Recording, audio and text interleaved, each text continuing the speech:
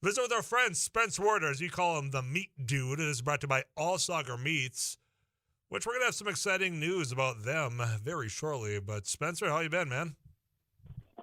Good. How about you, Tyler? I'm doing well. I already said while I was talking to Eric, this whole 4-day work week, I'm in. Did you get at least Monday off, or are you hitting the grind like always? I was at work, but we weren't our full go on Monday. Let's just put it that way. That sucks, dude. Sorry to hear that. Because the rest of us have had like 3 consecutive weeks of just having 4 days that we've actually been required to show up. And even though we've been there, we haven't really been putting in much effort. It sounds like you have. So sorry, you're one of the few. We found you. But I'm glad that you're here with us again on a Thursday because I already had questions waiting for you. At 35270, that's the Adventure RV Text Club. I'm going to get to those. Tyler, question for the Meat Dude. What is the general rule of flipping a steak when grilling? There isn't one. Okay, well, make up some rules. Boom. That's it. There's none.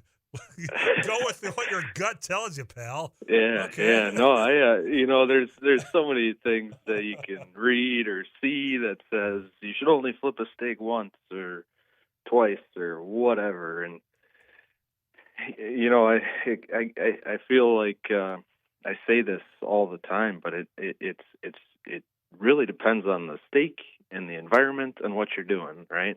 I mean, when I'm cooking a inch thick ribeye, chances are I might be flipping that thing 4, 5, 6 different times, depending if I'm using a gas grill or my big green egg or cooking over a fire or cooking over charcoal, because your heat source has such a huge impact on that crust that you can create while cooking. And if you create too much of a crust, so you got to flip it over, but the inside's not done yet. So I wouldn't say there's a perfect rule that says flip a steak once. What I will say is when you do flip a steak, a good rule to keep in mind is don't use like a fork or something that you're going to poke the meat with. Use tongs or something like that so you're not breaking that crust that you're creating while cooking with high temperatures. But yeah, other than that, I flip my steaks a lot. As far as the appearance, you're not one that, hey, I need to get that sweet diamond look to it. You don't care. It's all about the done product. Because I'm there with you. It's all about the eating it, right? In a restaurant world, totally different story. If you were talking to a professional chef right now, he'd probably have something different to say than me, that I just cook steak to make it taste good, I don't quite care about presentation as much as other people in a profession would, but yeah. I'm there with you. I don't care what the plating. Just make sure the thing's done the way I want it is all I care about. Another question, Tyler, question for the Meat Dude. How do restaurants get a perfect uniform medium rare on a prime rib from the center to the outer crust? Now they're asking you as though you are the chef of that restaurant you just referred to. Yeah, so take a stab at that one, why don't you? A couple different ways. And, we talked a lot about reverse searing, and reverse searing is a great way to uniformly cook a large chunk of meat, as well as sous vide. Now, I don't know of any restaurants that are sous videing whole prime ribs, but that would be a great method to uniformly cook throughout the whole product and then pull it off and just sear it in an oven, create a crust. Reverse searing is essentially doing the same thing, except not as quite perfect consistency as sous vide. So I mean, put it in an oven at low temperatures. We're talking like 200. Give it plenty of time to come up internally to that 130. And if you give it plenty of time and you're not blasting it with too much heat, it should come up uniformly from center to outside. And that's the trick to get it perfectly medium rare throughout the whole thing. You're going to have to devote some time to it because it has to be relatively low temperatures, or else you're just going to cook the outside and wait for the inside to catch up. So yeah, I think I kind of answered that. Yeah, sure, as best as I could expect. Tell me more about the sous vide. Here's why.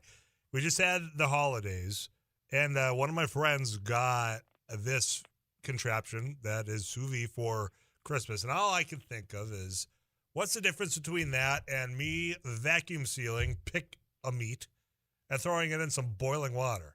I mean, it's the same thing, isn't it?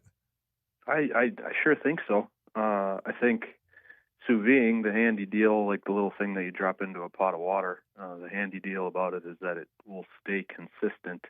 And I don't know about your oven in your house, but my oven my stovetop at home, trying to keep water the same constant temperature is a feat.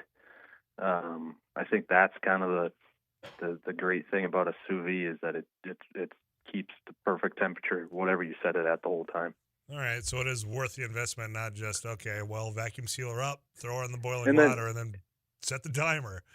Yeah, and then you got your whole stovetop to work with too. It's just like, why have an air fryer? Why have a toaster? Why have all these different tools in your kitchen? All right, let's take this for a walk for a second, though. And I'm sure these places that sell these contraptions don't want to hear this. This is like the red-green concept, all right? Remember that show? No. Well, the women better find you handy if they don't find you handsome. Red Green used to make things with duct tape and all these other things. So let's take this for a walk. Let's say I got a vacuum sealer. I've got a ribeye. I've got a meter, right? The thermometer that I could shove inside of that ribeye, vacuum seal it up. That thing then tells the app that is connected to your phone, because that's how spoiled we are these days, that I can put it in that boiling water, and it's going to tell me the internal temp of that steak in there. Do you think that would work? I feel like it would be very difficult to vacuum seal your meter inside of the steak and that your vacuum holds. There's the first thought that comes to mind. Okay. Secondly, sous vide doesn't boil the water. Usually you set it at whatever temperature you want your meat to get to, and it will just hold at that temperature. So you're not boiling the water while you're sous videing. That would kind of shock. That would be like throwing it in a 250-degree oven. It's the same concept. So no, don't red green idea. that ribeye at home. No, sounded like something. I gotta look this show up. Do you remember how old I am? Is this an older show? Or? I mean, okay, yeah, it's older. Pull up. When was the Red Green show popular on like PBS? The final episode was in 2006, and the first episode was September 25th, 1991. Oh, so it ran for 15 years between 91 and 2006. And how old are you claiming to be? I was alive during that time. Yeah. You just had more important things to watch than the Red Green show. Do yourself. Okay, I know you're not working that hard. You got time between now and 5 o'clock. You go watch on YouTube. You take the smartphone you're on right now and go watch an episode. Then snap me or text me what you thought. I will. Okay, I'll do that. Done. I gave you an assignment. I'm going to get back to the text club at 35270. Tyler, my husband and I were going to grill steaks over Christmas, but due to the ice storm, we decided to try the air fryer for our ribeyes, and they tasted awesome.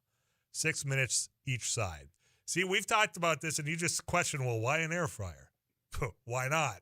But the thing that I didn't like about the steak in the air fryer is I didn't get the crust on it. Yeah. Okay, another one. Tyler, what's the difference, or question for the Meat Dude, what's the difference between nitrates and nitrates when making sausage? What's spelling? They're referring to nitrates and nitrites. Okay, sure. Eights and eights. Yep.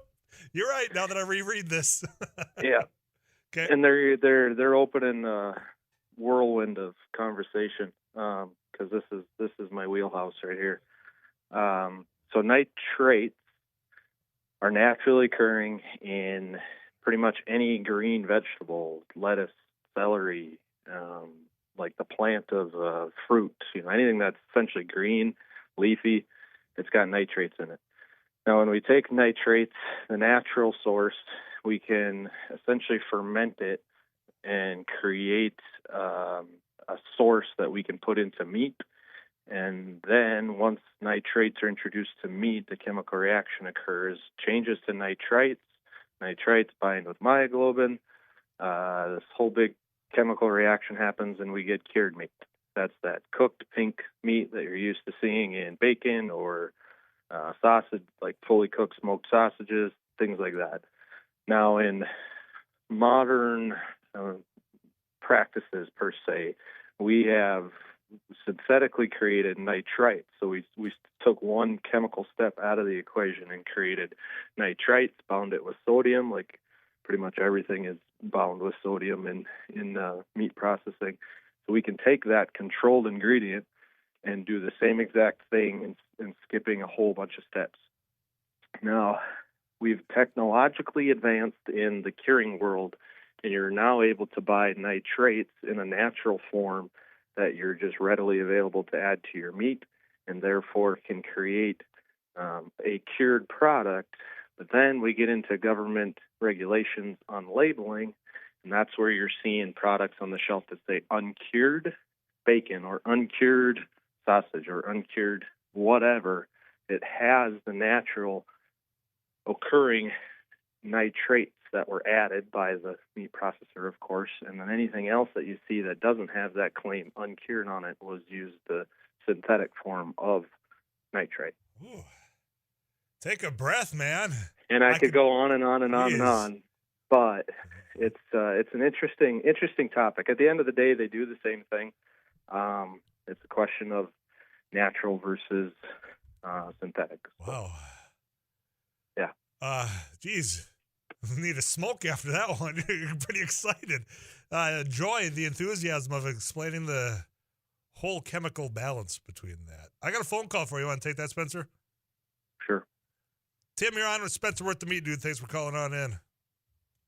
Yeah. Hi, Spencer. So a lot of the TV shows, the barbecue shows, and a couple barbecue books I've got, they wrap the meat a lot and then put it on smokers. What's the sense of doing that then? I mean, you're not getting any flavor. Should I be leaving it uncovered?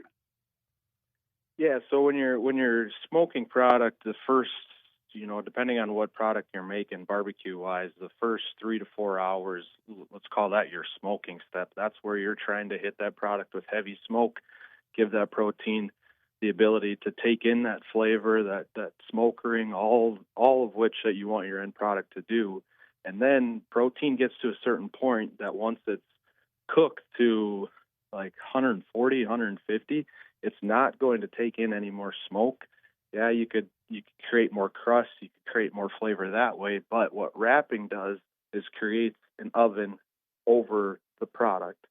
So the creating a seal, creating an oven over a brisket, for instance, will increase the humidity, and increasing humidity will increase or shorten your cook time and creating a more tender product because you're trapping all that humidity around it. So wrapping is a huge part of barbecue, and that there's tinfoil is used. There's also that pink butcher paper that's utilized a lot, especially by the professional barbecue guys. Each have their pros and cons, but yeah, wrapping is an important part of cooking barbecue. Tim, that answer your question? Go ahead.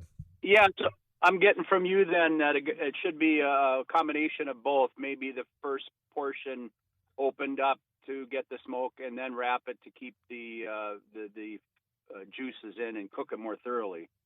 Exactly. Yep. Okay. All right. I got you. I sure appreciate that. That explains it a lot. Hey, Tim, thanks for the phone call. You call on in anytime. Afternoons Live. Spencer Wirt, the Meat Dude, our regular scheduled guest of this time, is brought to you by All Auger Meats. They got some exciting news coming up. I'll tell you more about that. Tyler, question for the Meat Dude. I received an indoor countertop electric grill for Christmas. What is a good, easy, first-time item that does well on these? An electric countertop grill? Correct. For Christmas. Like a George Foreman, or do they even make those anymore? I have no idea. I would assume so. That thing doesn't get old. Yeah. I would start with just like a pork chop. Something relatively cheap that benefits from cooking in a grill method. That's what I would recommend. Very good. Spencer, we had a lot going on today. You got scientific with us. I could feel the professor come back out in you. Anything you want to get out before I let you go, my friend? I don't think so. This was fun as always. All right. Well, your assignment, Red Green Show. Give it a Red give Green, it a watch. gotta remember that. And then get back to me, and we'll share with the rest of the odds. If not, you can do it next week. Take you the whole week and indulge. Get lost in all the wisdom that is the Red Green Show, and then I'll quiz you next week. All right. Sounds good. All right. Take care, Spencer Wirt, the Meat Dude. Every week, your questions answered about meat-related things. I want to thank All Sagar Meats. Right now, you can find them on Main Dragon, Audubon, Minnesota. Soon, well, we'll tell you about other ways of which you can get a hold of all the meats that they have to offer. In fact, we'll hear more from them, and we'll check in with KFGO News next.